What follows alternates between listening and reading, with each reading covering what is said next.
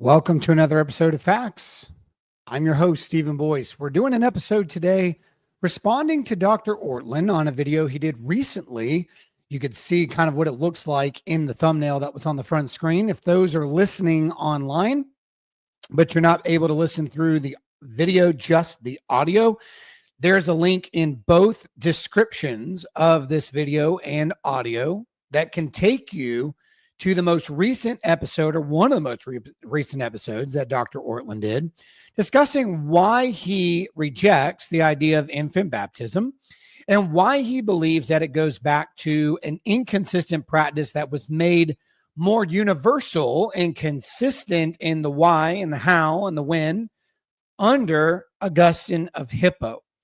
Now, I'm not going to respond to the whole video in this session because we don't have the time to do that, for one. Two, I'm co-writing a script with Trent Horn, who will be releasing his own response to this, utilizing the content in the more fuller sense that Gavin presented in the video. He gave multiple avenues as to why he sees it as problematic. I'm only going to be addressing a couple of clips that I'm going to show, and I'm going to focus primarily on why his assertion of Augustine is incorrect. And we can actually see the error in that assertion just through a couple of people, one of which was a major rival to Augustine, and that is Pelagius. Another one we're going to look at is the whole entire Donatist view and perspective as a whole, and how they would even reject the assertion that Gavin made. And then we're going to look at how earlier testimony in North Africa, I'm talking 150 years, would also eliminate the assertion that Gavin made about Augustine of Hippo in relation to infant baptism. So that's the goal of today. The goal of today is not to be mean or bash Dr. Ortlund. I consider him a distant friend. We've corresponded a few times in the past through Messenger. I've hosted a debate between him and Anglican scholar Jonathan Sheffield on apostolic succession. He and Gavin did a good job of going back and forth for a couple of hours. I was actually not only the host, I also moderated it. And so that was a good time. I enjoyed my time getting to know Dr. Ortlund through that as well. So when I do this critique, or I'm coming in to criticize what he says in these clips, I'm not criticizing the person. I think he's a fine person. I think he's actually one of the more fair Baptist scholars you can find out there. But what I am correcting is the fact that he looked at things in a lens that presented the early church, especially Augustine, through what was perceived by a Church of Christ scholar who will be listed in the video clip that I'm going to be pulling up. And to me, that was interesting in and of itself, where Baptists are now using Church of Christ scholars and their perspective of the early church on the subject of baptism. Now, I'm not saying you can't use people outside of yourself. I'm not saying they don't make good arguments outside of your own group. I'm not asserting that either.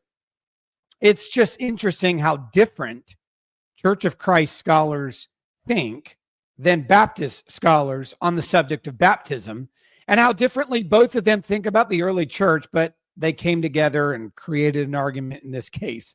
So I'm going to bring on the screen for those that are watching. Those that are listening, you should be able to hear the audio, and I will do my best to correspond with those who can't see the screen and give you insight from what I'm reading, what's being said, and we'll bring it all together and make a compelling argument as to why Dr. Ortlund misrepresented the Augustinian perspective of baptism and the man himself being misrepresented, so that they can take in something of the mystery.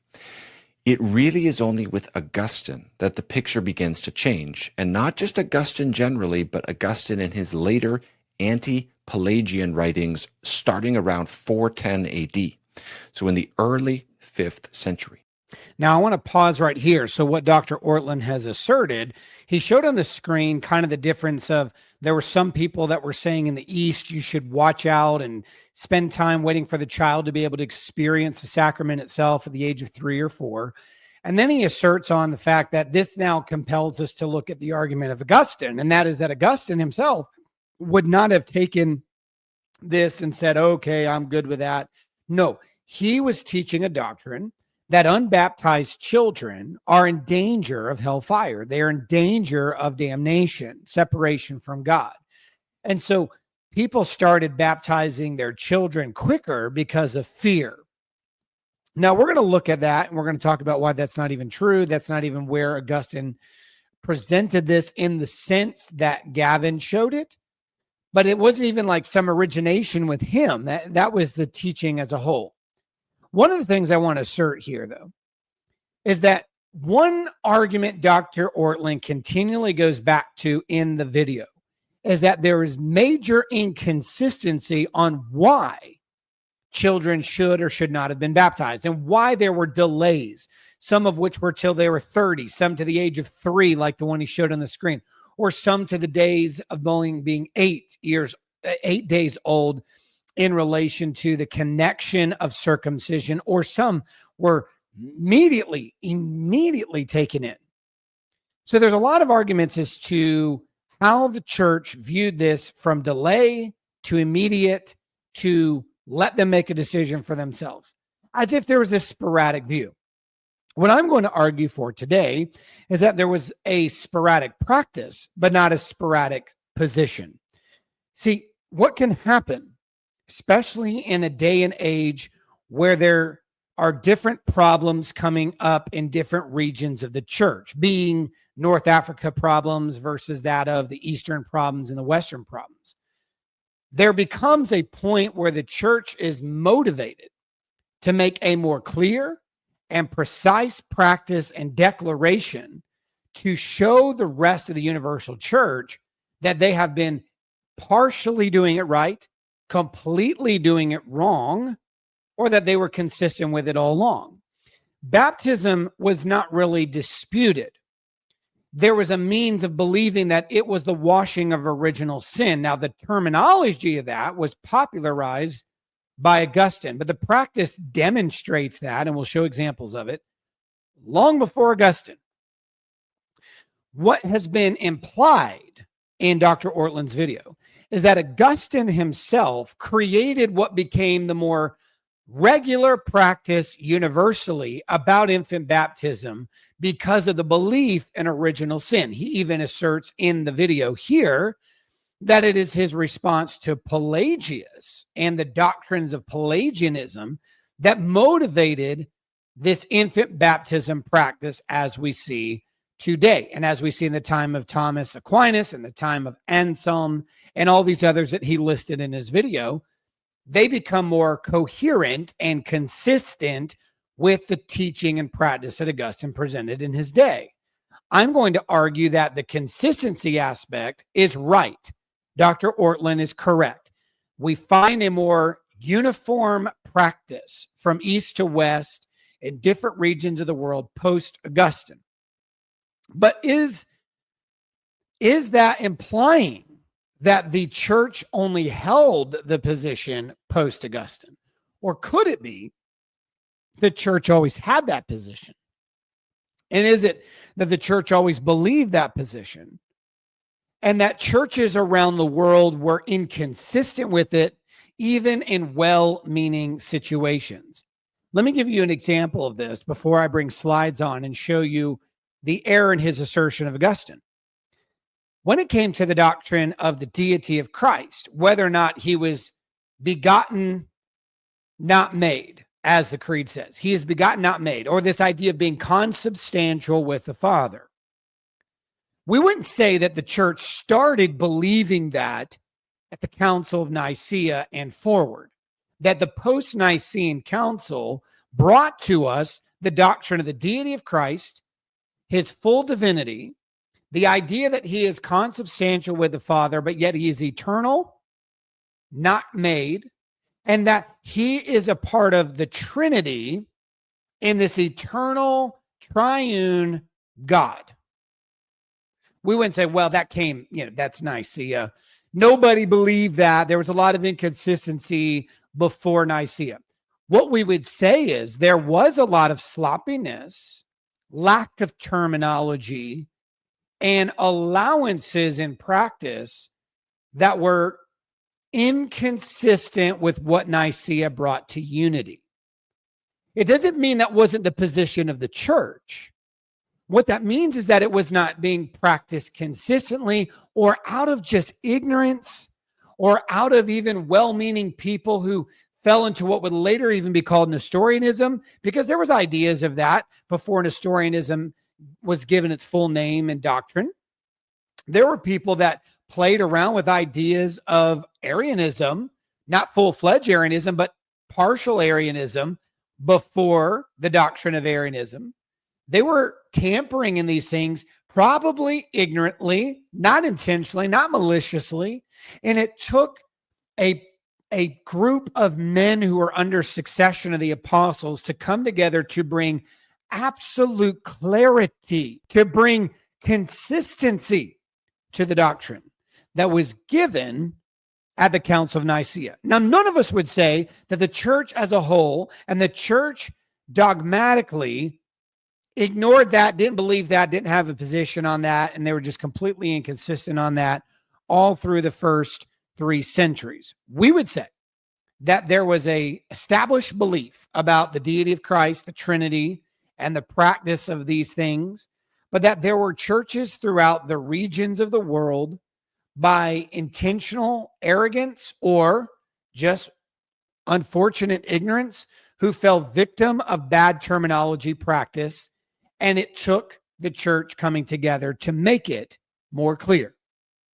That's the way we would perceive that the practice was always there, and it was made more clear, and the church universal was able to now get behind the same language, the same practice that was already established. They didn't create new doctrine. They established already practiced and believed doctrine in the apostolic church.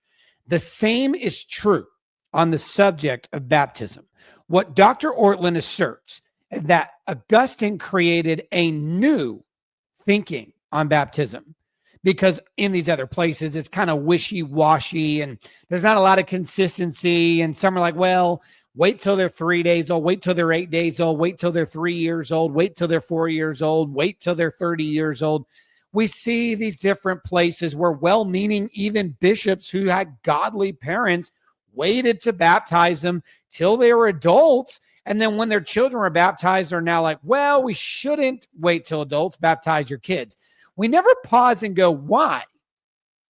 Why is it that these parents of these bishops, like Gregory, or some of these great women of the faith, why is it that they were advising the practice of infant baptism when they themselves were not given that same opportunity?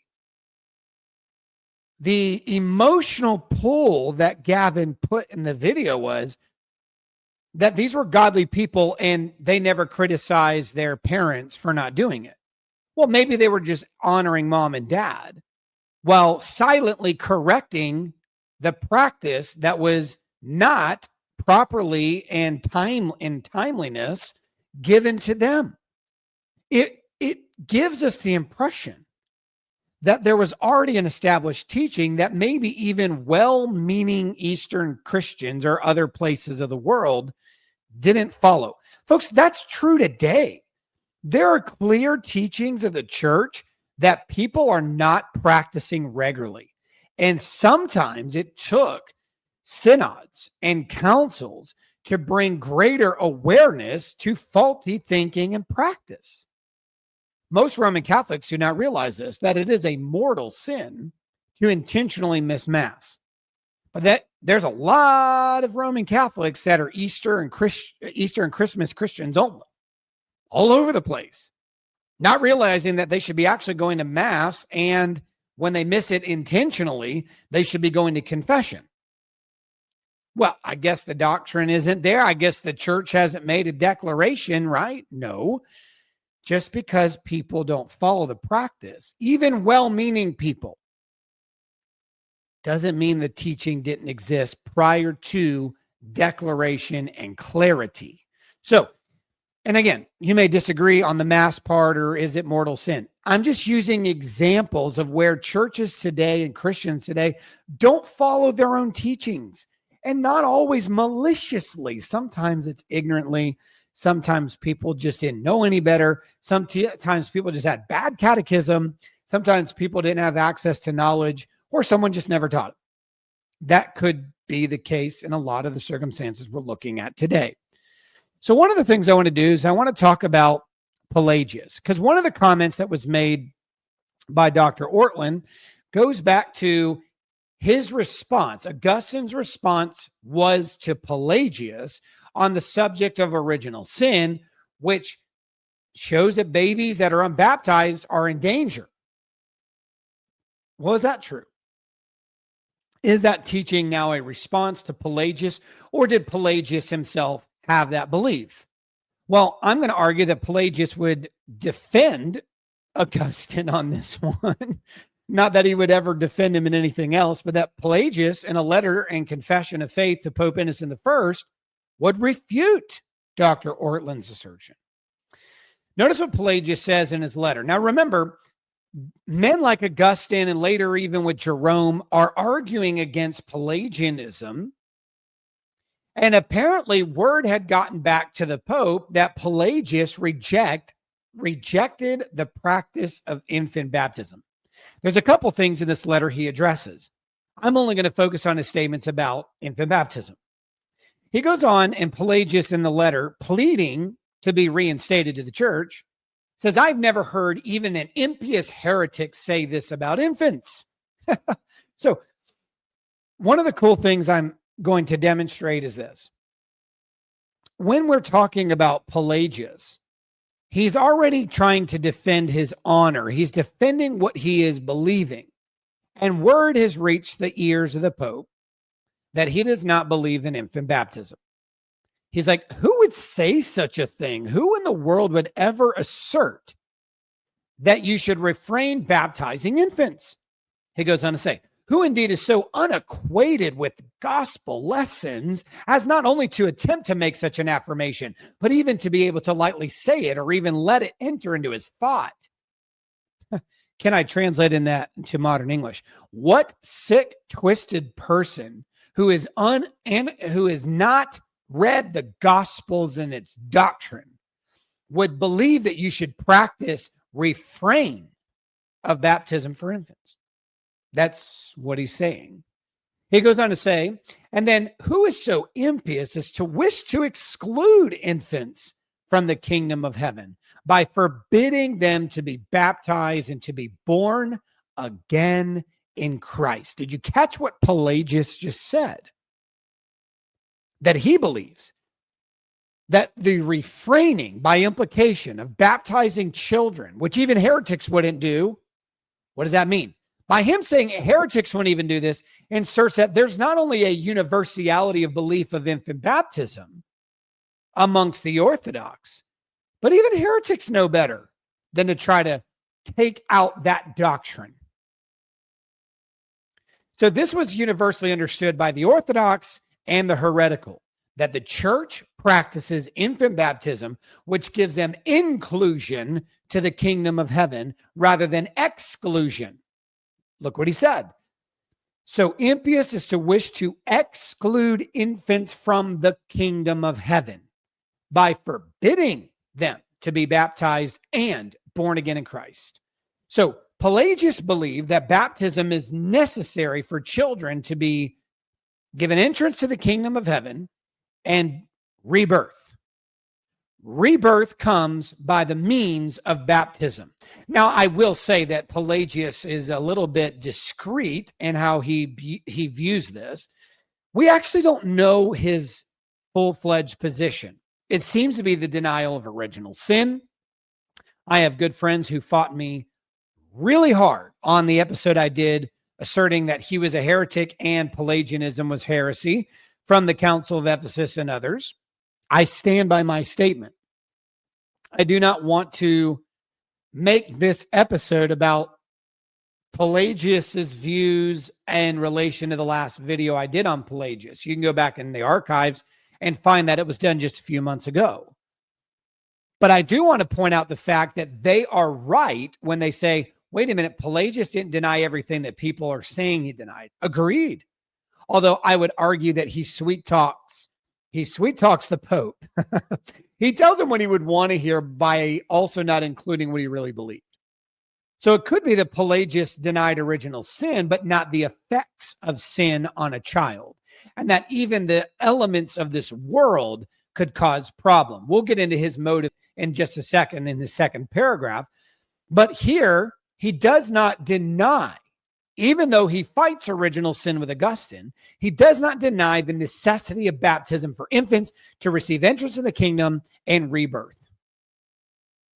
So Augustine must not have established this new identity for infants, thinking they've got to be baptized or they're doomed. Even Pelagius believed their entrance into the kingdom and the necessity of rebirth comes through baptism, and that even heretics should never deny baptism for children of infancy, and never would, for that matter.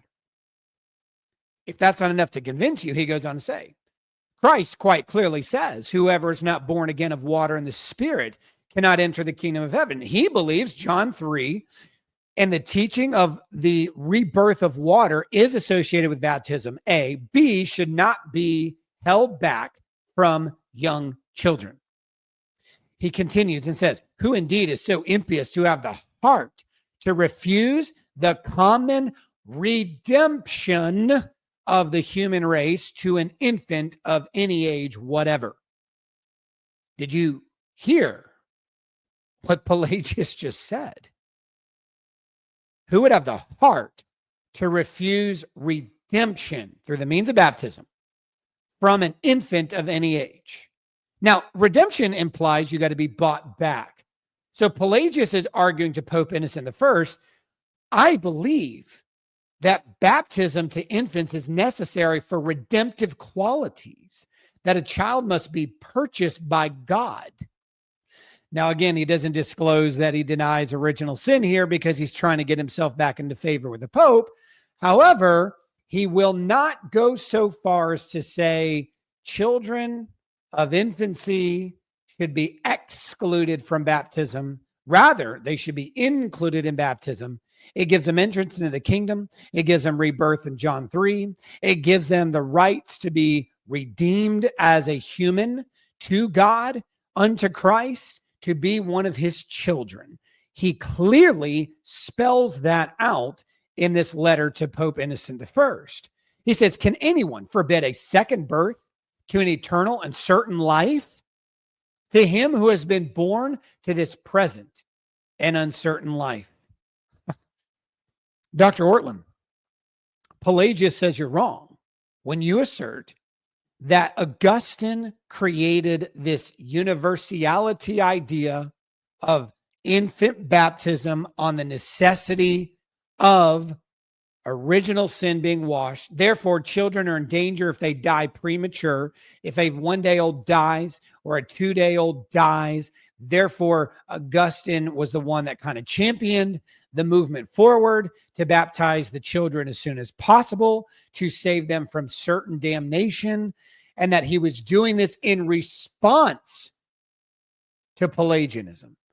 When Pelagius himself says, not so fast, I believe that too, and made the appeal to the Pope so much so that he agreed with this doctrine, trying to reinstate himself into communion with the church. He later goes on to say, let them read our brief book, which we have sent to your blessedness, in which we hold fast to one baptism, which should be administered in the same sacramental words for the infants as for the adults, which is consistent with what he had read in his video on Hippolytus of Rome. The children were baptized in the same manner and first before the adults. That's not something that even one person in history believed. That is something that is being practiced as well, even in North Africa, by the opponents of Augustine. Now, we're not going to spend time on Hippolytus of Rome. That'll come in another time. So Hippolytus was one of the important figures in the 2nd century into the 3rd, showing us the formation, yes, but he did not originate the practice. That's for the next video that'll be responding to all this. But do you see the consistency of this with even what Pelagius believed? He goes on to say, in which we confess free will in such a sense that we declare ourselves to be always in need of the help of God. He's basically saying All of us need the grace of God, including infants. So even a man who denied original sin still believed that the infant child is in need of God's help and redemption by the means of baptism. So that's intriguing. Now, one of the things that I want to focus on now as I consider one of the things that he brought out in the slides was that when we're looking at this universally, he believes that Augustine had a hand in it. I don't deny that. I deny the way in which it was presented of universality, not the practice in the sense of it's new, created, some sort of reinventing the wheel. I don't think that's what Augustine did. I think Augustine took the already established teaching of the church, saw the inconsistency of it, saw how people were being flimsy and loose and wishy-washy with it, and started heralding the idea that we need to get back to the consistency of this for the sake of these children and not get into the problems that were debated earlier prior to his time. And this idea that you should delay baptism because of the fear of mortal sin after baptism, where people were wrongly interpreting Hebrews. See, Gavin didn't mention any of that in his video. Now, I'll be fair and generous and say that maybe he didn't have time and it wasn't a part of his overall argument. But the reason baptism was delayed in many cases was because of the intentional fear that was driven into some of the churches, stating, look, yes, you're risking things if your child dies, but you're also risking things if they live, and then they've already been baptized, not consciously knowing what was fully going on, and then they go out and commit mortal sin, and then they're doomed and there's no more sacrifice for sin. They will die eternally damned, and therefore they will be resting in the idea of, I wish my parents didn't baptize me. I wish I could have gone into condemnation on my own or had the ability to get myself out of it by cognitively saying, I want to be baptized. And so therefore, if I sin after that baptism mortally and I commit a mortal sin that brings back no repentance, well, in that case, I'm okay. I did it to myself. I have nobody to blame but me. That was one of the infused arguments going on in the church. Fear. Again, I don't think a lot of it was intentional fear. I think people were sincerely wrong about what Hebrews taught. I think people were sincerely well-meaning when they said, well, I want it to be more special for my child, so I'll wait till they're like 3 or 4. That's not the question, is it? The question is, what did the church teach? What was the established position? People could have been inconsistent with it, wrongly practicing it, or flimsy with it, and Augustine brought awareness to that practice and calls the church back to doing the thing that they were taught to do through the tradition passed on to them. That's probably the case. So I'm going to bring Gavin back on. Infant baptism really comes into its own with Augustine. Here's how Wright puts it. When infant baptism finally became the norm in practice, which in the West may well not have happened until a century or more after the decisive contribution of Augustine, the history of Christian baptism started all over again. Although babies, some babies, especially dying babies, were baptized certainly from about the middle of the 2nd century onwards, there is not too much in common between the baptism of the first 4 centuries or so, basically a rite of conversion, and the universalized pedal baptism of the post-Augustinian era. So did you catch what he's doing here? He's doing exactly what I was showing. And that is that he is demonstrating a post-Augustinian era. Now, he's quoting the Church of Christ scholar there. And he's trying to demonstrate this. Yes, there were 2nd century infant baptisms. There was 3rd century. But they were inconsistent. And he gives all those reasons. But it was Augustine that made this the standard. And I'm arguing that it's not the case on 3 forms. 1, when Pelagius argued this, he saw this teaching as understood universally by the church, not just where Augustine was, but with Pope Innocent I, not just in North Africa, but Rome. And even heretics knew better than to tamper with that teaching. So Pelagius appeals to, I'm in agreement with the Pope. I'm in agreement with the North African practices. Not even a heretic would come out and say this is not valid to baptize a child, which would forbid them entrance to the kingdom of God and give them rebirth and redemption. What sick, twisted person would say that?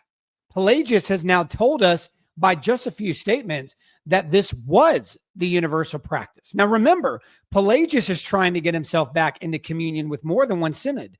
He was kicked out of England.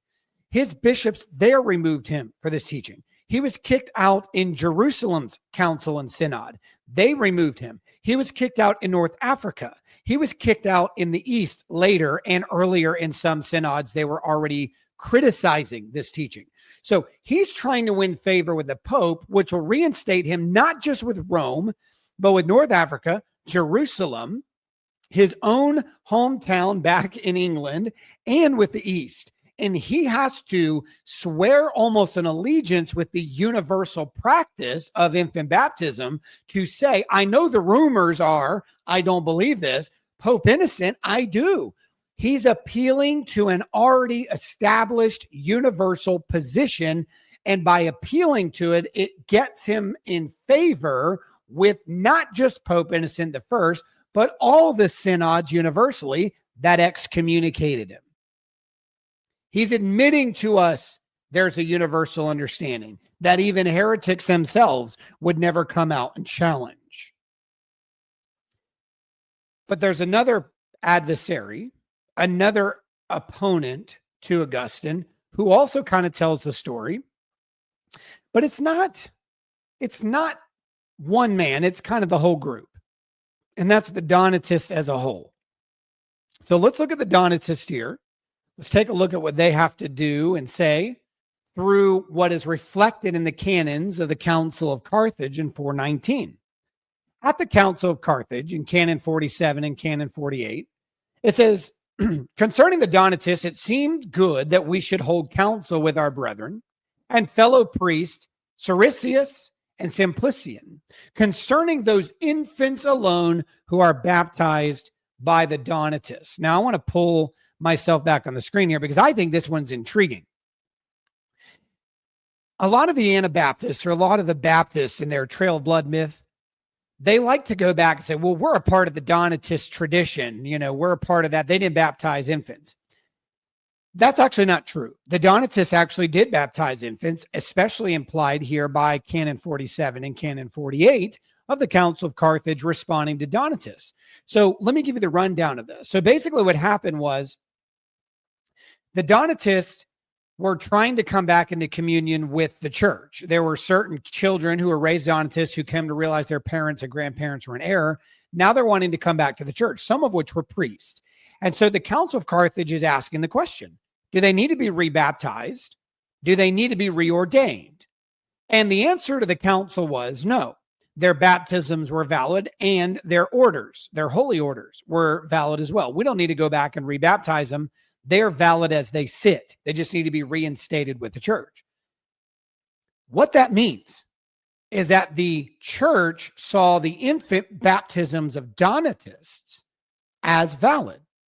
So let's kind of bring this back into play here, because one of the things that ends up happening is that we see in this council that even the Donatists excelled in the practice of baptizing children and would never deny it to theirs either. It says, those infants alone who are baptized by Donatists, lest what they did not do of their own will when they should have been converted to the church of God with this salutary determination, the error of their parents might prevent their promotion in the ministry of the holy altar, meaning allowance to take part in the Eucharist as well as the other practices of the church, including clergy. But we suggest that we decree what was set forth by the wisdom of the plenary synod of Capua, that no rebaptizings or reordination should take place, that the bishop should not be translated. So they're affirming and stating that they believe that the church itself does not need to rebaptize or reordain Donatist children, especially those who were baptized as infants. So no, The Donatists did not practice believers' baptism against Augustine and oppose him. They were consistent with Augustine, so much so that even the church itself took back Donatists back into communion without the necessity of rebaptizing or reordaining these people. So they too affirm that the practice of infant baptism was consistent even in sectarian groups. Now, let's back up in time to Cyprian of Carthage around 253. Now, remember, Augustine's at the peak here around 410, 412. He's really hitting his stride and his writings and his influence in the church. Let's back that up more than 150 years. Let's back that up and look at Cyprian of Carthage before Augustine was in Carthage.